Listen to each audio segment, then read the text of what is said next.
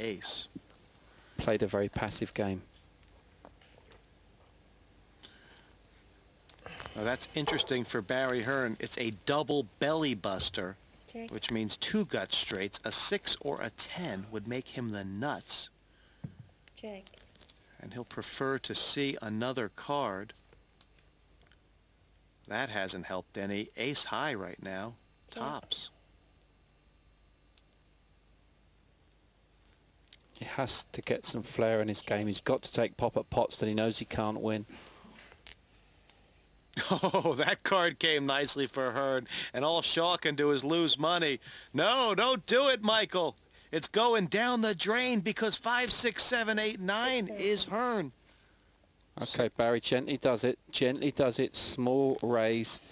Nothing extortionate enough to get a customer. I very much doubt he will. Bear in mind, Michael's just got an ace-3. But there's no harm in trying. Barry says, well, maybe I'll raise it. Raise. Raise.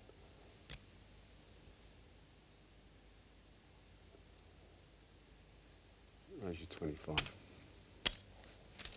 Just want to see where it was in the hand. 31. Raise 25,000. This will be a quick exit for Michael Shaw. And Roy, are the wheels coming off the young man from Philadelphia? He's now lost 2 pots. He's been whittled down to only his starting stake. And is he going to start thinking, hey, forget first place, hang on, there's $10,000 here every time somebody gets knocked out? I would guess as that last big confrontation, he didn't stick it all in on the end. That might be the case. He might now be holding out for the money. And this is a one-man show right now. Arthur Manfred, all the chips, 335,000. The only guy who has more chips than what they started with. The other 3 guys, 94, 88, and 33. Well, if it were a boxing match, maybe they'd stop it now. Yeah, Manfredi playing like a heavyweight, just pounding and slugging. And he's under the gun right now. Can't do a thing wrong. Oh, Shaw's found ace-king. Well, that'll make you healthy all of a sudden. Nothing like having the wheels come off and finding the big slick on the button, Roy. He may get action from this because the players have to think he's rattled.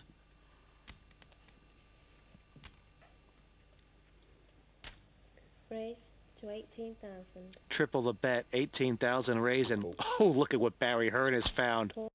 Flat call.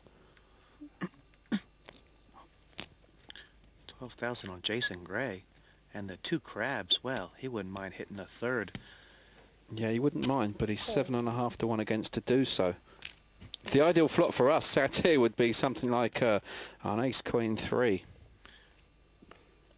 Big pot here, 54,000, and everybody's missed. But Barry Hearn finding his voice for the first time this evening. Absolutely, he's found some flair about his game at last. That's impressive, a good bet. And Hearn's in 3rd position, but steals the pot. That's what he was waiting for, Roy. He was waiting for some money out there before he made his move. Well, a lesser player, or should I say possibly a better player, might have been out the door by now, because the ace-queen, I think 99% of professional players would have come clean over the top of Michael Shaw there with their ace-queen, got called with Michael with his ace-king, and would probably be walking.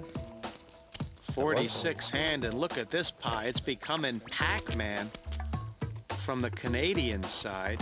He's chomping down on all the little bits.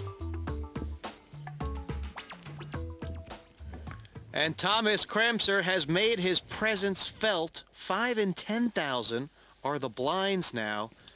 Roy, this game is getting sturdy. This puts the squeeze on the short stacks, and this is where Arthur Manfred, with all the chips, can get even more.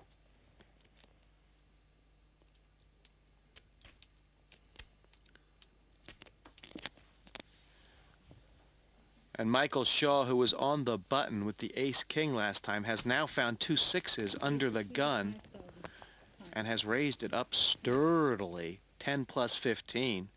Of course, that makes no difference to Manfredi, who's got a wall of chips like the Great One of China. He's playing like a cockroach on coke right now, isn't he? He's playing all sorts of hands. raising in position, raising out of position, calling raises. He's got the chips, he's using them well. 2-6 is the good hand right now, but with 2 overcards, Will Shaw frees up. I didn't like that check. He's called to raise. He could represent because he's called to raise and shown strength. This would be a good strong bet. 18,000. Michael says put that in. I don't know about a good strong bet. It's a good bet, but it's not strong in relation to the pot size.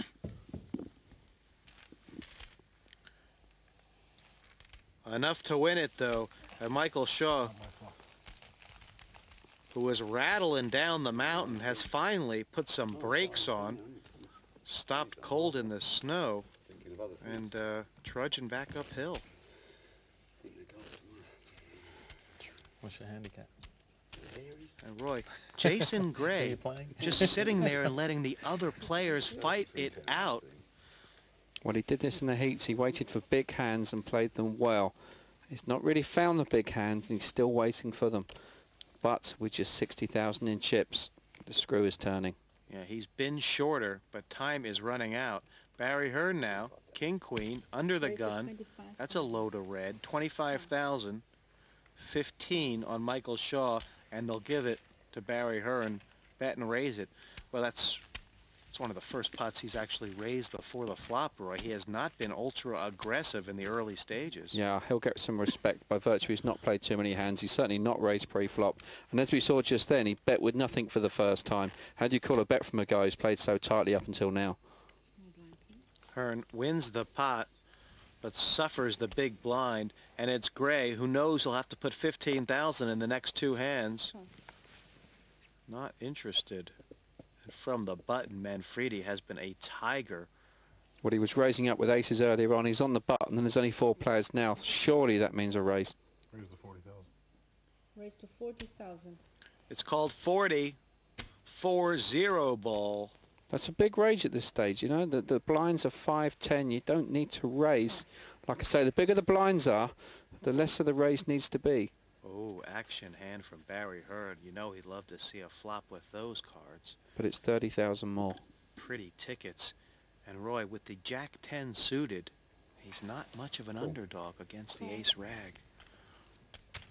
Well, it's about a 43% shot against a 57% shot.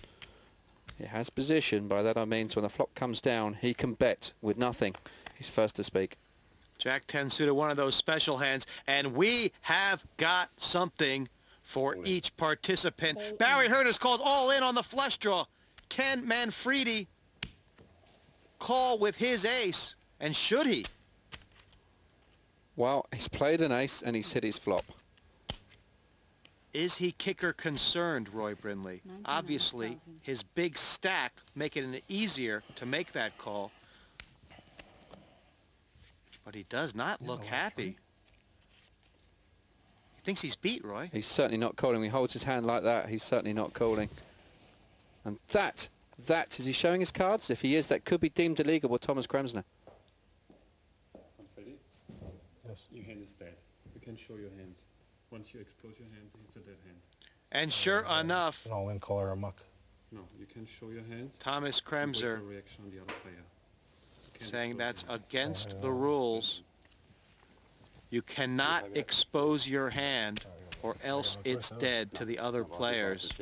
Manfredi not aware of that, but Roy Brindley, you have to think he was folding anyway. Well, they're the complexities of live poker that internet players wouldn't realise. Barry Hearn's delighted. What a touch for me. I mean, I was drawing to a heart, but if the board paired, if a 3 and ace come, I'd still lose, so I was drawing thin. He's very, very happy. But those are the kind of moves that internet players would not realise, and a live game player would know. You cannot show your cards before you make your action. And looking at Barry's Manhattan, the last few hands have been good for him, and he has sidled up to second place. And do you think something like that could rattle Manfredi? Is it going to put him on tilt, Roy? Well, he now knows. Well, did Barry show that hand? Did Barry show that he was on a flush draw?